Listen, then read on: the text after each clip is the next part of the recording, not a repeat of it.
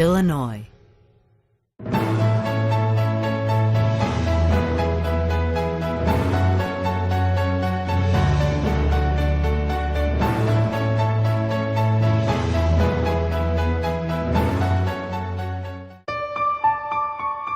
The speech program was originally part of the Department of Speech in the College of Liberal Arts and Sciences. And in 1938, Dr. Nelson decided to provide speech correction for a student. She actually started that in a former janitor's closet. We were able to get a proper clinic in the Taft House. We became the Department of Speech and Hearing Science in 1973, and we moved into this building in 1978.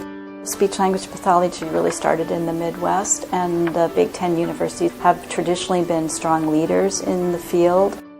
We have about 300 undergraduate students in our program. We have 4 undergraduate concentrations. As part of our undergraduate experience, students have an opportunity to get involved in various aspects of the program. They can volunteer at schools, they can volunteer in research labs, they can observe in our clinic, and really get a broad perspective on what it is that we do.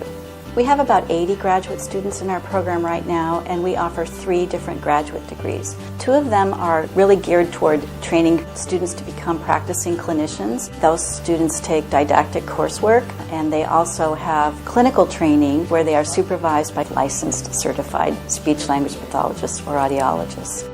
We also have a PhD program. When students are looking for a PhD, what they're looking for is who they would like to work with. The person that they choose will then shape the research and projects that they do. We have expertise on our faculty in a variety of research areas. Their work is recognized nationally as cutting edge. One of the benefits of getting your PhD here is that you'll actually be studying with people who are shaping the field.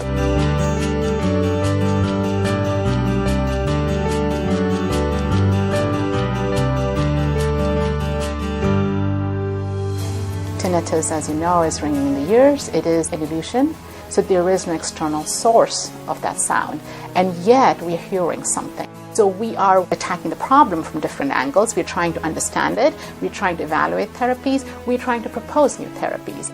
I didn't know much about the research process, so I was really kind of interested in knowing more about how that's done. I was recently awarded a research grant through the American Tinnitus Association. They give out student grants for the amount of $10,000 for you to find a roadmap to a cure. We chose to look at the correlation between hyperacusis and tinnitus. Hyperacusis is a reduced noise tolerance. We're hoping to find a link between the two and to see if it can lead to new ways to help people get some more relief. I've definitely begun to consider a research-based degree with my current degree, with perhaps a future PhD. I'm hoping that I can help others who really need it. For a student to feel ownership and say, what I'm doing is contributing to advancing knowledge, is contributing to patient care. Once they feel that, then you just have to sit back and let them do it. What they will produce later on, what we will produce collectively, will affect this huge amount of people. Students also have an opportunity to observe in our speech and hearing clinics and to really see what happens when you are working as a speech-language pathologist or an audiologist. Our audiology clinic is housed within this building, and we provide audiological services and clinical training for our students. But our speech-language pathology students have their clinical training and provide services in Research Park.